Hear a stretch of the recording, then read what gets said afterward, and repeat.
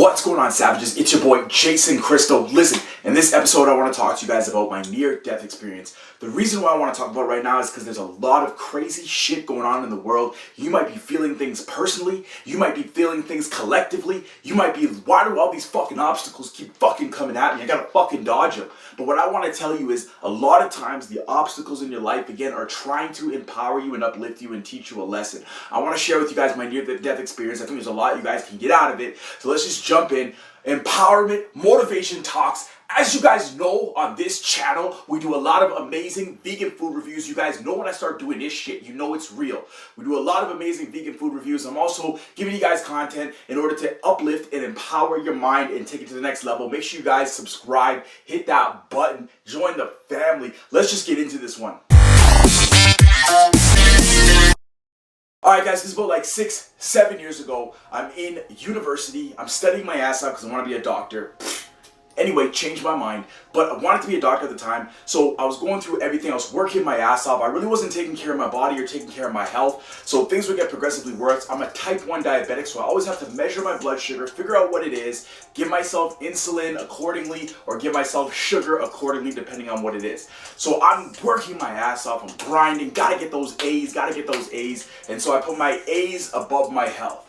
Now, what ended up happening is I got to a situation where this was the night before a test. I was running about 36 hours, no sleep, a few Red Bulls, just trying to keep myself awake. Now, I decided, you know what? I'm going to go to bed and get myself maybe an hour of rest before I got to get up around 6 a.m. and take the bus all the way to York to go to school. Now, before this happens, I have an iPhone at the time. My iPhone broke. Now, this very same day, my iPhone broke, the day before my test. So I was up studying at night. All of a sudden, I couldn't figure out my alarm clock. I wasn't able to set it, and I had to set my alarm clock so I didn't fall asleep because I'm running on 36 hours sleep. I had to set the alarm clock to wake my ass up. Now, I was living with my grandparents at the time, so my grandfather, he's a morning riser, so that's good, gets up really early. So instead of me relying on my phone, I'm cussing out my phone saying, fuck my phone, can't believe it broke. What are the odds it's gonna break the same night I needed to wake me up to take me to this test? So I go over to my grandfather and say, hey, can you wake me up at 6 a.m.?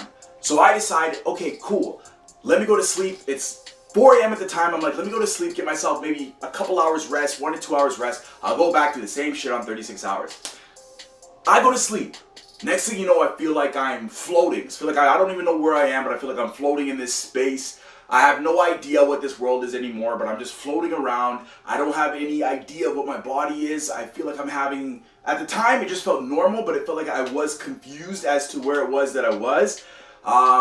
Didn't know where my, again, didn't feel like I had a body, just felt like I was a point of awareness, best way to describe it. Now, all of a sudden I'm hearing somebody call my name, it says Jason, Jason, Jason, Jason, Jason, Jason, almost like a vibration, a frequency, boom, hits me. All of a sudden, I'm starting to use that kind of as my tug line, I'm looking towards it. Again, I'm a point of awareness, so I have no point of reference outside of the person that's calling my name. That's why a lot of times I tell people to have bedside manner, talk to your patients, because sometimes they can hear you, they can pick up on the frequency that's coming to hit you, to be a tug line to pull people back into this reality. At the time, I didn't know it though. All I hear is Jason, Jason, Jason, Jason, Jason, Jason, vibration hits me. Every time they call my name, I'm kind of using my point of awareness to pull myself, in a sense, back to wherever this was. I was intrigued by the vibration. I didn't know where I was. I didn't know who I was. This reality just felt like a dream, but I kept listening to the word. Now, the person that kept saying that, I kept attaching myself to it. Eventually, I felt like I kind of pulled myself into this reality, and as I know it, I'm in my bed, I'm laying down, there's an IV in my arm, there's blood everywhere. From the IV, probably of them trying to hit my vein to pump sugar into me. My grandparents are at the door, there's 3 paramedics in my room, and I'm just looking around, and the first thing I could think of was, this world is real? Like, I was confused that this reality was real, because I thought the person that was calling me was from the dream world, and wherever I was just as it was. But now I'm back in my body and realized what had happened was I had a blood sugar low. So when we dissect what happened, I had a blood sugar low. I gave myself too much insulin, which brings my blood sugar down. I was headed towards that diabetic coma, or headed out of this world. If it wasn't for my phone breaking on me, I would have set the alarm clock, I wouldn't have heard it, and I'd be dead today. I wouldn't be able to share this message with you. So the fact that my phone broke, which I was cussing out, fuck, how could this happen? This is bullshit. I need the phone to wake up. It was my ticket to come back to this world, because I was able to tell my grandfather to wake me up. Had he not tried to wake me up, he wouldn't have called the ambulance would have never came, I wouldn't have woke up. So the important thing for people to recognize is you might be going through things in your life that feel like this is tough for me right now, this is an obstacle for me right now, but sometimes you don't know it when you're walking through it, but that obstacle was there to put you on a path to divert something down the road that wasn't going to be in a favor to empower you. Had I kept drinking Red Bulls, had I kept neglecting my health, I would have been in a worse off situation down the road. But this made me refocus and rethink, did I really want to go down the path I was going to? It was time for me to now start focusing in on my health, and my life radically changed from this point. I stopped caring about my grades. I didn't want to be a doctor anymore. It was crazy how all these things shifted after I came back and had this realization about the world and who I was and what it was I wanted to do